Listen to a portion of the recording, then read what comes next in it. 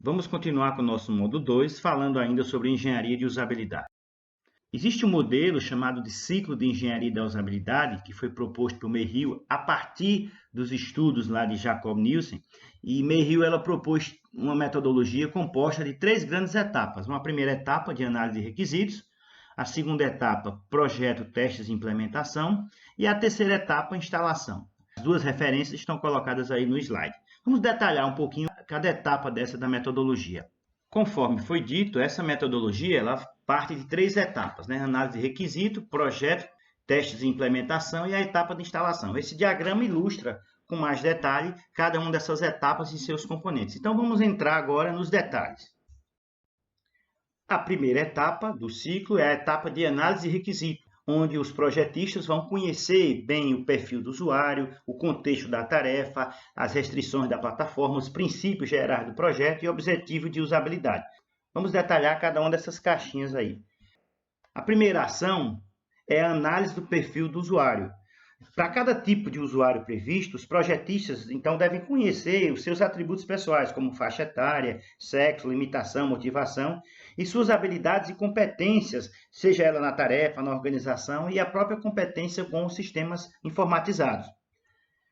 Logo em seguida, vem a análise do contexto da tarefa. Se precisa conhecer a tarefa com detalhes, né? Para cada tarefa ser apoiada pelo sistema, os projetistas devem conhecer os objetivos, resultados, a estrutura, a duração, de que é que ela depende, os custos, a carga mental, ou seja, conhecer bem a tarefa para que a interface seja projetada o mais adequado possível à tarefa. Depois, vem as capacidades e restrições da plataforma. Devem ser examinadas as possibilidades e restrições em termos de equipamentos, sistemas operacionais, janelas, recursos de rede, ou seja, não adianta a gente pensar numa interface se a minha estrutura operacional não vai dar suporte. Eu não posso pensar em algo complexo por demais se eu não vou ter estrutura dada a plataforma que eu estou utilizando. E aí é feito um guia com os princípios gerais do projeto. É feita uma análise dos princípios gerais para o projeto, que nada mais é do que a pesquisa e a catalogação do conhecimento ergonômico para a concepção da interface, o tipo de contexto de uso, usuário, tarefa, na qual o sistema está inserido. É como se fosse um resumo inicial executivo do projeto, já enquadrando aí os requisitos. E, finalmente, nessa etapa, nós temos aí os objetivos de usabilidade. Que é isso? Definir o contexto de uso, quem é o usuário, qual é a tarefa, quais as condições referentes a software, equipamento, ambiente físico e que exigências serão feitas para que a usabilidade seja a melhor possível. Exigências qualitativas e exigências quantitativas. Na exigência qualitativa, você vai definir, por exemplo, requisitos em termos de funções e características da interface que devem ser implementadas para satisfazer o usuário dentro de uma tarefa e dentro da plataforma que for especificada.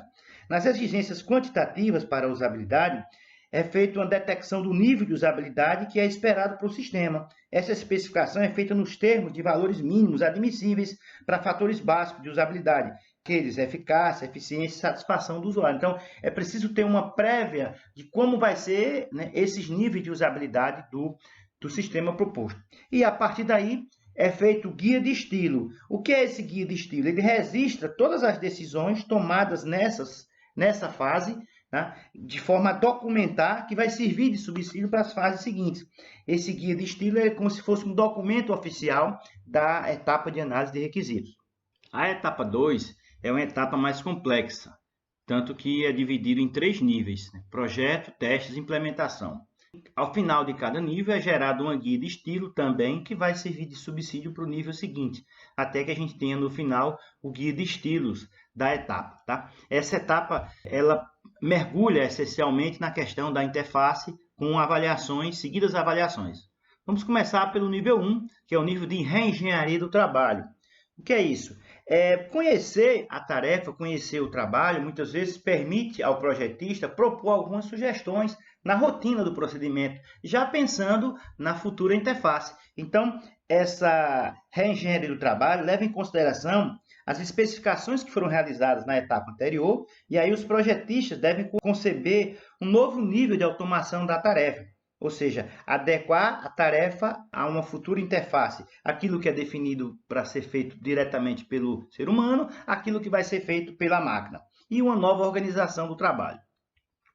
Com isso, é feito o primeiro modelo conceitual do projeto, MCP, que é feita uma modelagem de alternativa do projeto, onde os projetistas vão especificar as telas e os componentes essenciais da interface e como vai se dar a navegação entre elas.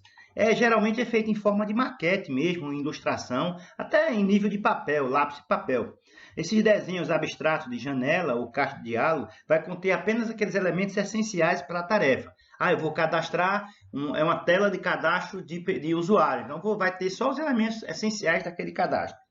É importante nessa etapa que as representações elas não sejam por demais detalhadas, para não se perder muito tempo em definições que ainda vão ser refinadas. E aí, temos a avaliação interativa do modelo conceitual do projeto.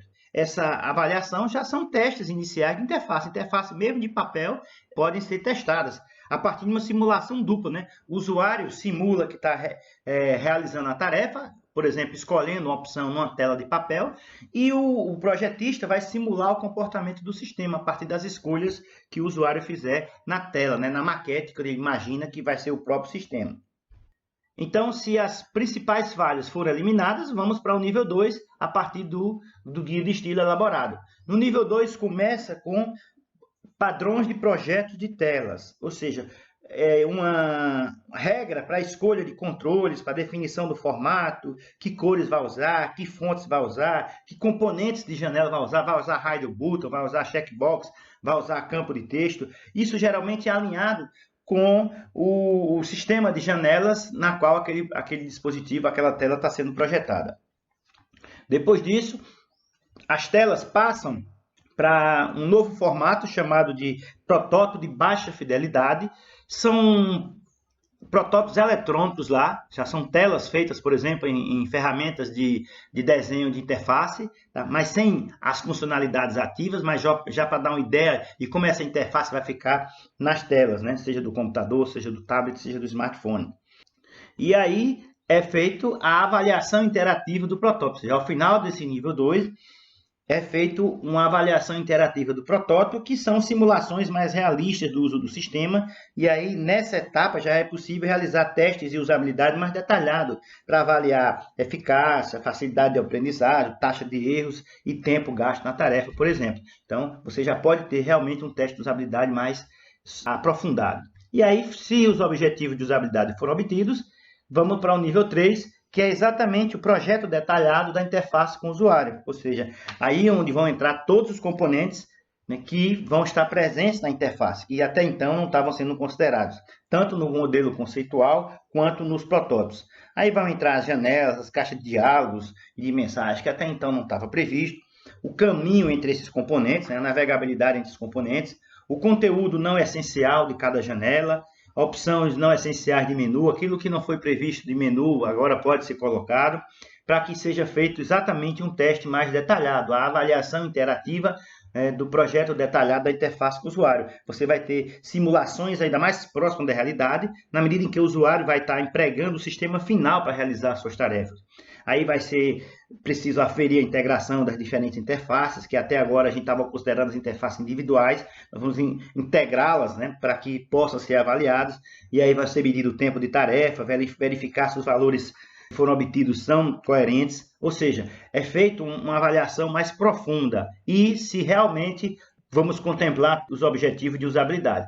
Caso isso seja contemplado, isso vai gerar também um guia de estilo, e aí a gente chega, como resumo, né, dessa segunda etapa, nós temos o projeto essencial no nível 1, padrões de tela e diálogo no nível 2 e projeto detalhado no nível 3. Devem ser repetidos nessa sequência para cada grupo de funcionalidades essenciais da interface do sistema com seu usuário. Ou seja, isso deve ser feito para cada interface, para cada projeto de interface que vai ser desenvolvido em relação aos usuários.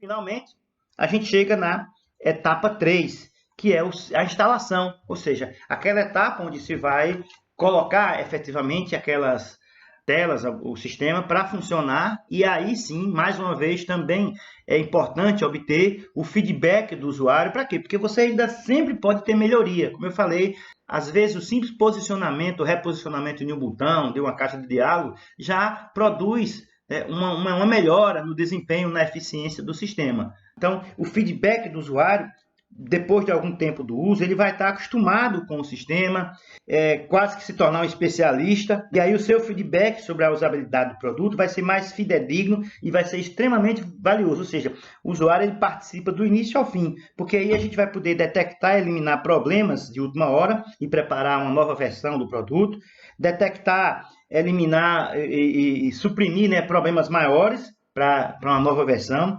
e sempre pensar que podem surgir oportunidades para melhoria da versão do produto, e aí são elaborados novos requisitos para esses outros produtos. Então veja que é um ciclo que se fecha valorizando muito o usuário, valorizando muito o teste, e aí se todos os requisitos estiverem atendidos, significa que o projeto chegou ao fim. Claro que não pode ser um projeto plenamente acabado, ele pode sofrer alterações, como a gente vê, os aplicativos, eles sofrem atualizações de tempos em tempos, sempre buscando uma melhora, tanto uma melhora operacional, quanto uma melhora na sua interface. Com isso, a gente fecha esse ciclo, né, de engenharia de usabilidade, contemplando 3 etapas e, sobretudo, alcançando, né, os objetivos de usabilidade. Obviamente que isso pode variar de um projeto para outro, obviamente algumas dessas etapas, algumas dessas caixinhas podem não ser adequadas em determinados tipos de projeto, ou seja, esse ciclo pode sofrer variações de acordo com o projeto, né, que você está trabalhando. Pode ser um aplicativo, pode ser um site, pode ser um sistema, obviamente que esse modelo pode sofrer alterações, mas assim, seguindo as linhas básicas dele, com certeza a possibilidade de êxito do sistema vai ser maior. Ok? Então, um grande abraço e até a próxima.